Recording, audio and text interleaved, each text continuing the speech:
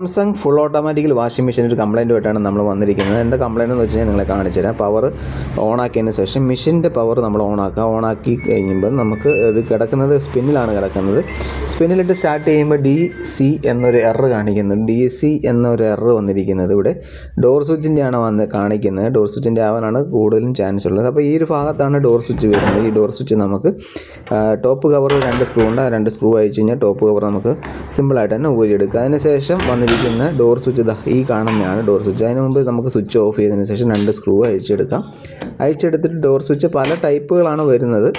ഇതിന് വന്നിരിക്കുന്നത് ഇങ്ങനെ ഒരു ടൈപ്പാണ് വന്നിരിക്കുന്നത്. നിങ്ങൾക്ക് കാണുമ്പോൾ തന്നെ മനസ്സിലാവും ഏത് രീതിയിലാണെന്ന്. അപ്പോൾ ഇത് അഴിച്ചൊന്ന് നമുക്ക് നോക്കേണ്ടതായിട്ടുണ്ട് എന്താണ് കാര്യം. കാരണം കോൺടാക്റ്റ് കിട്ടാത്തതുകൊണ്ടായിരിക്കണം കൂടുതലും അങ്ങനെ കംപ്ലൈൻറ്റ് വരാനുള്ള ചാൻസ്.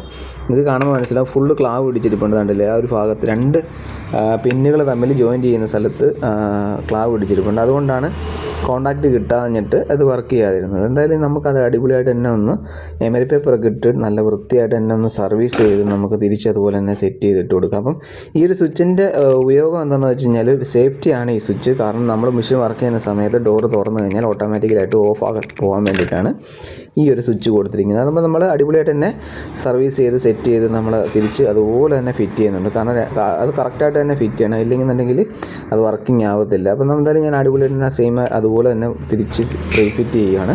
അപ്പോൾ സേഫ്റ്റി ആയിട്ടാണ് ഈ ഒരു സ്വിച്ച് കൊടുത്തിരിക്കുന്നത്. ഇതൊരു മെയിനായിട്ടുള്ള ഒരു പാർട്സ് തന്നെയാണ്, ഇലക്ട്രോണിക് പാർട്സ് തന്നെയാണ്. അപ്പോൾ ഈ ചിലവരൊക്കെ ഇത് ഡയറക്റ്റ് കൊടുക്കാറുണ്ട്. അങ്ങനെ ഒരിക്കലും ചെയ്യരുത്. കാരണം ഇത് ഒരു സേഫ്റ്റിക്ക് വേണ്ടി കൊടുത്തേക്കുന്നതുകൊണ്ട് നമ്മുടെ സേഫ്റ്റി എപ്പോഴും നമ്മൾ നോക്കണം. അപ്പോൾ ഞാൻ അടിപൊളിയായിട്ട് സെറ്റ് ചെയ്തിട്ട് ഞാനൊന്ന് മെഷീൻ ഓണാക്കി അടിപൊളിയായിട്ട് തന്നെ വർക്ക് ചെയ്യുന്നുണ്ട്. അപ്പോൾ വീഡിയോ ഇഷ്ടപ്പെട്ടാൽ ലൈക്ക് ചെയ്യുക, ഷെയർ ചെയ്യുക, സബ്സ്ക്രൈബ് ചെയ്യുക. അപ്പോൾ മറ്റൊരു വീഡിയോ ആയിട്ട് വരാതെ ഗുഡ് ബൈ.